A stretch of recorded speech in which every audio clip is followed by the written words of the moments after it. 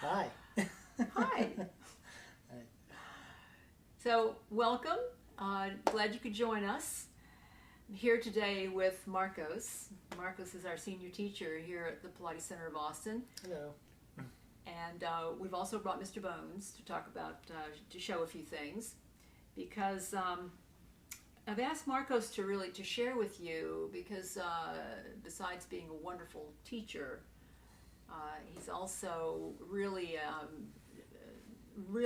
very, very powerful, strong man who is doing some deep challenges around, a Spartan challenge. And so I'm going to have him talk with you a little bit about that experience and how it's related and how it's related to the embodied way that we're inquiring into here to study at the Pilates Center of Austin.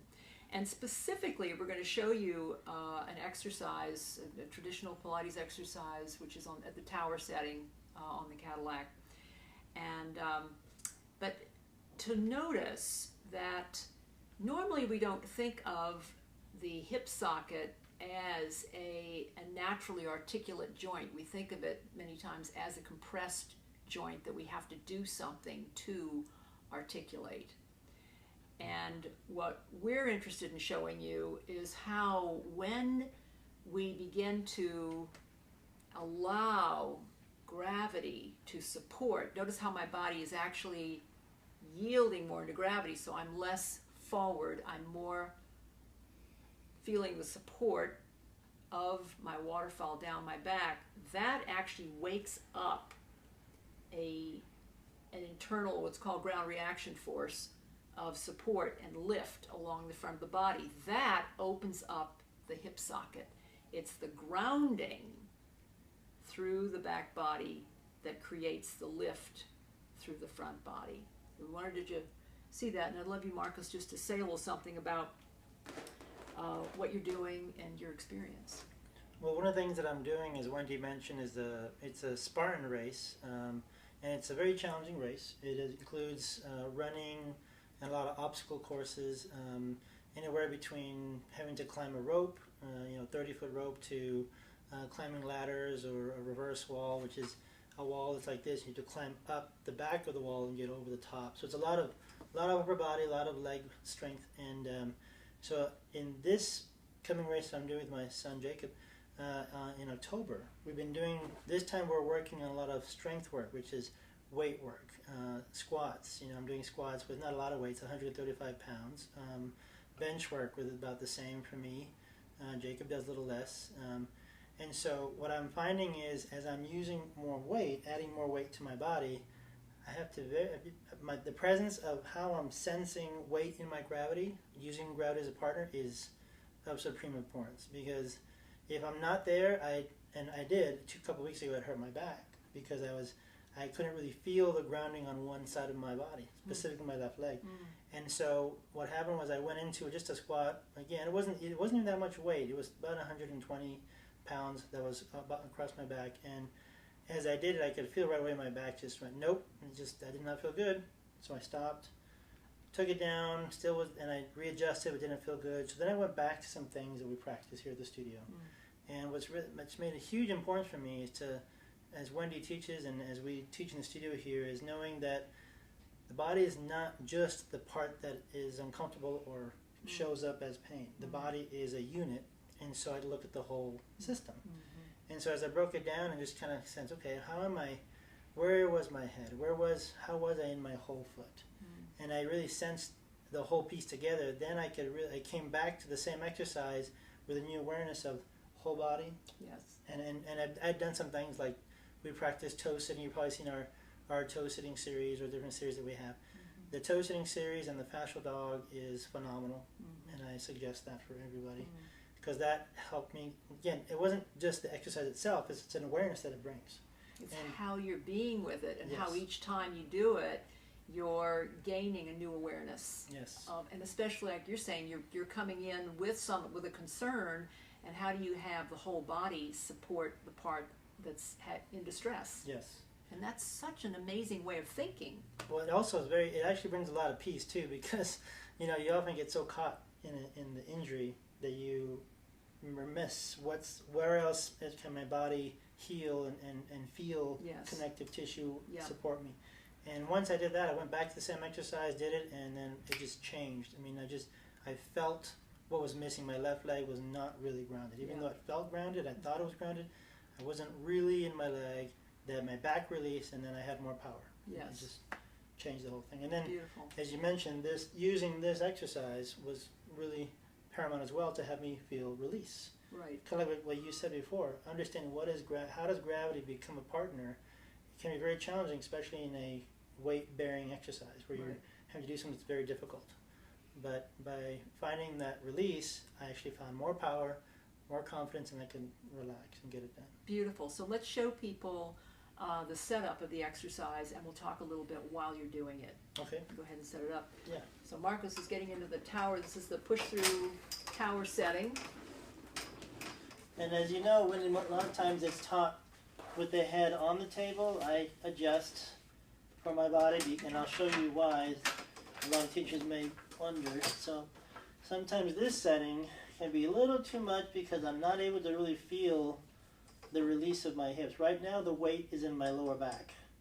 And although it might feel like a good hamstring stretch, which it does in a sense, it's not really giving me gravity as a partner. And it's not, what it's doing is it's not really allowing his back to open. Right. Need the back to open. So in order to, by moving back, our setup is a little bit further back. Yeah. And you'll notice that Marcos will let you know what that feels like going a little further back. You want to look at this too when you do monkey. Yes. It's another whole way of looking at relationships to, maybe the way you're doing it is working, maybe it is not really allowing you to feel the down and the natural lift. Yeah, see, now that I'm further back, I can sense more relationship of my head to my tailbone now. Before I felt everything was in my low back and it was just holding there. Now everything is, I can feel my head long out of my tailbone releasing down. So now I've got whole spinal length. So what Marcos is speaking about is, see, first of all, the bar, where he has the bars right at his metatarsal heads, and what that's doing is allowing his feet to spread, and being with the setup with his the weight and the fulcrum being over his hip socket rather than over his back, he's able to feel more of hamstring. When he bends his knees, you can feel sit bone to heel, back of the leg connected to the front of the spine. And what we mean by that is, you see how, without him thinking about it, see how, Marcos, you just kind of adjusted naturally. Mm-hmm. He's feeling his whole body respond to the bending and straightening of his legs. As he bends his knees, notice he's not collapsing. He's still feeling the bar, feeling the bar, feeling the bar, and that's giving resistance to and support for the lift as he straightens his legs. So he gets that reach this way, connection to the bar, contact to the bar, and as he bends his knees, he's still reaching the heel in this direction, which gives lift, inner ankle to inner ear, in the other direction. It's the heel grounding, reaching away, that creates the natural lift in the other direction. And here's what's really key for me is, again, just because the left side is the side that I'm really aware of right now to pay attention to. Even as I'm doing this now, I have to keep coming back, as you said, as I'm still feeling that I'm connected to the bar, can I still sense how my foot is reaching into the bar, the whole left side, feeling the bar, and then how that, again, helps me feel my hips heavy into the mat as I extend my legs. And right when I do that, my hips release. I can feel a nice opening across the front of my pelvis, which gives me more lift here. I feel so much more space. That's right. So you here. want lift to happen, internal lift to happen naturally, which creates the release down. Let's now show it with one leg, Marcos. Okay. One leg standing, one leg up. The other thing here with this particular setup is, if the weight, this is where you adjust an exercise, if this weight is too compressive for you, put another dog clip. Put one or two more dog clips on, which will decompress the amount of resistance. So that's another way that you adjust. And what I'm going to do is I'm going to give Marcos a sensation of like standing against a wall, feeling the wall right here. And why don't you say a little something about what that feels like to you, Marcos? Yeah, right away that helps my hips feel a little more stable. So at first I was feeling my right leg grounded, and as you're saying, the weight is helping me feel my right hip heavy on the mat, which is good. But now with the left side, with that relationship, I can feel the left side supporting the right side. Like now that I feel like they're working together, which gives me another sense of how my leg in front of me is supported by my spine. So it's much more communication left to right. Yeah, we call this having a conversation with your body. So this is a crucial part of how grounding happens and how lift happens. And Marcos knows how to do this without a wall, but if you're beginning to really just feel it naturally, how to try to feel it, to get that sense of being on the wall, think of leg circles. This is an incredible setup for leg circles, and how that grounding through the tripod of his foot is allowing lift, inner ankle, inner thigh, internal belly along the front of the spine to the inner ear, and how that lift and grounding on his left side is giving him more reach from the right sit bone to the left foot on the right side. So if you feel really compressed in one hip, notice if you're getting enough support from the other side. It's usually not the problem. The problem is never the problem.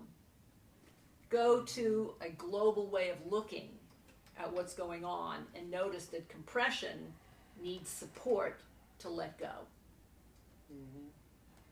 Yeah, that's what it feels like. Yeah. I can feel that support of you just with your touch, and one you're not giving me a lot, which is great. I don't need a lot. It's just the reminder, right, to sense that reach, and then now I feel supported to release. And now that my calf and whole back leg is releasing much easier, right, I can feel just letting go more and more. Yep. And I feel comfortable now to just go through this. Yeah. See, it's freed up his ankle. Yeah. Now his ankle is freer. So this is a fascial way of thinking in our bodies. How does fascia support muscles, bones, internal organs being free to move? Very important, very powerful. Right. Grounding through one side creates release on the other side.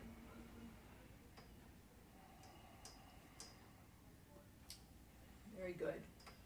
Yeah, and Marcos, can you say a little something about relationship of hips opening to shoulders, neck, Oh, absolutely. spine? Yeah, what's really, especially as I mentioned, doing squats more and more, the more as I can feel that relationship of foot to hip to the other foot, my hips begin to let go easier because now I have my weight distributed through the whole body. My hips feel like they're just, as I like to say, like a conduit, like my energy is flowing through my hips. Right. So my hips can release. As my hips release, my whole spine elongates, which allows my chest to open. So it becomes this whole upper body conversation now where my shoulders just can relax. I don't feel like I have to hold the bar with my upper body. I can relax into my body weight, into the mat, out through my feet, then my neck can relax. It almost becomes like a craniosacral massage because I feel everything just Right. letting go. So Right. yeah, now my chest, and that's a lot where I can't have a lot of tightness in my chest. I'm kind of barrel chested that way. Yeah. But that just that, this gives me release. Clavicles release wide, shoulder blades can relax down the back. Fabulous. Force that, just naturally. Beautiful. Fabulous. Yeah. Pretty exciting, isn't it? It's Yeah, pretty great. I love it. Fabulous. Thank you, Marcos. Thank you. Thank you so much. I do the delay here. Bonus. Yeah. Thank you. Thank you. Great to have you here. Thank you so much. I appreciate being a part of it. Yeah. Yeah. Fabulous. See you next time. Love to hear from you.